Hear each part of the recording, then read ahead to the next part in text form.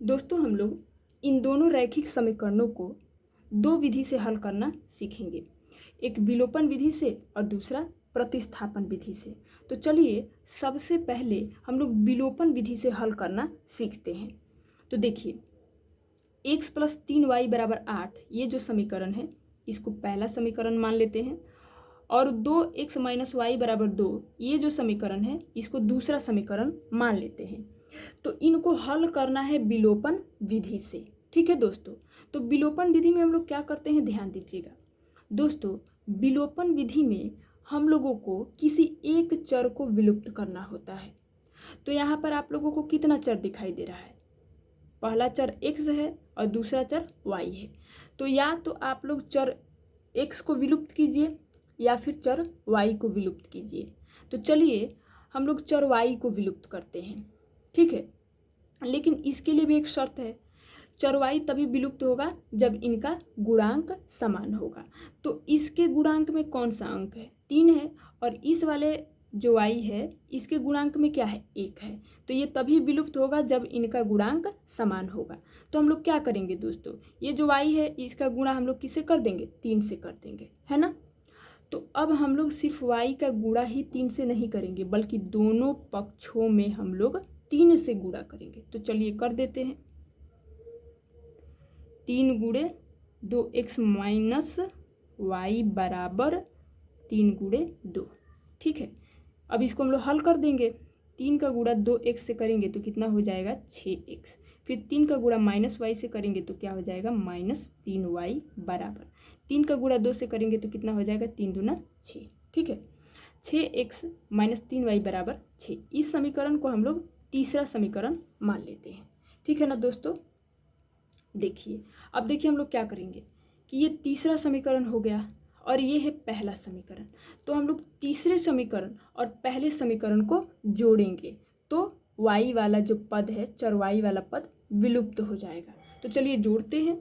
तो इस वाले समीकरण को इसके जस्ट नीचे लिख लेंगे, x + 3y = 8, ठीक है।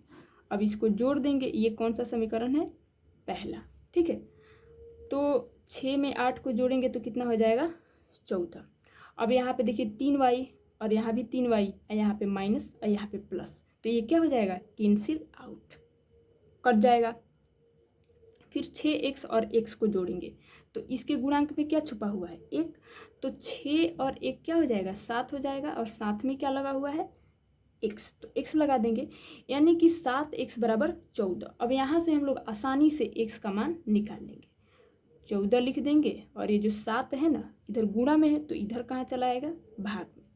7 दूना 14, यानी कि x बराबर क्या मिला, 2। अब हम लोगों को दोस्तों निकालना है y का मान, ठीक है। तो यहाँ पर आप लोग, ये है पहला समीकरण, ये है दूसरा समीकरण, एक और तीसरा समीकरण निकला था।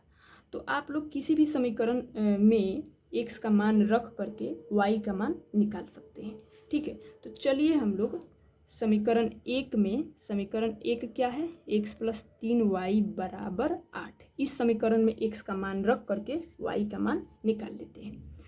तो x बराबर हम लोगों को क्या मिला था, 2 मिला था। तो यहाँ पे रख देंगे 2 + 3y = 8, ठीक है। फिर यहाँ पे लिख लेंगे 3y बराबर में लिख देंगे 8, और ये जो 2 है ना बराबर, इसको बराबर के दाहिने साइड में ले जाएंगे। तो ये प्लस है इधर, तो इधर क्या हो जाएगा, माइनस, ठीक है। फिर 3y बराबर क्या हो जाएगा, 8 में से 2 जाएगा तो क्या आएगा, 6 आएगा, है ना। फिर यहाँ से y का मान हम लोग आसानी से निकाल सकते हैं, 6 लिख लेंगे, और ये जो 3 है इधर गुणा में है तो इधर कहाँ चला आएगा, भाग में। 3 दूना 6, यानी कि x बराबर भी हम लोगों को 2 मिला और y बराबर भी हम लोगों को 2 मिला। तो हम लोग विलोपन विधि से हल करना सीख गए। अब हम लोग प्रतिस्थापन विधि से इन्हीं दोनों समीकरणों को हल करना सीखेंगे। तो दोस्तों चलिए जल्दी से हम लोग लिख लेते हैं इन दोनों समीकरणों को। यहाँ पर x + 3y = 8, ये है पहला समीकरण, ठीक है। और दूसरा समीकरण क्या है, 2x - y = 2, 2x - y = 2, ये है दूसरा समीकरण। और इसको हल करना है दोस्तों प्रतिस्थापन विधि से। तो प्रतिस्थापन विधि में हम लोग करते क्या है, ध्यान देंगे आप। इसमें ये जो दोनों समीकरण है, इसमें से हम लोग किसी एक समीकरण को चुन लेंगे, चाहे फर्स्ट चाहे सेकेंड। तो चलिए हम लोग फर्स्ट वाले समीकरण को चुन लेते हैं। x + 3y = 8 चुन लिया। अब हम लोगों को किसी एक चर को दूसरे वाले चर के पदों में लिखना होता है। तो यहाँ पे दो चर हैं, एक x और एक y। तो किसी भी चर को चुन लीजिए, एक चर को चुन लीजिए और दूसरे वाले चर के पदों में लिख लीजिए। तो चलिए हम लोग चर x को चुन लेते हैं, चुन लिया। अब इसको चर y के पदों में लिख लेंगे। तो उसके लिए हम लोग क्या करेंगे दोस्तों, बराबर का निशान लगा देंगे।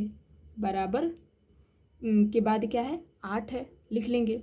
फिर ये जो प्लस का 3y आप लोग देख रहे हैं ना, इसको ले आएंगे बराबर के दाहिने साइड में। तो इधर प्लस है तो इधर क्या हो जाएगा, -3y।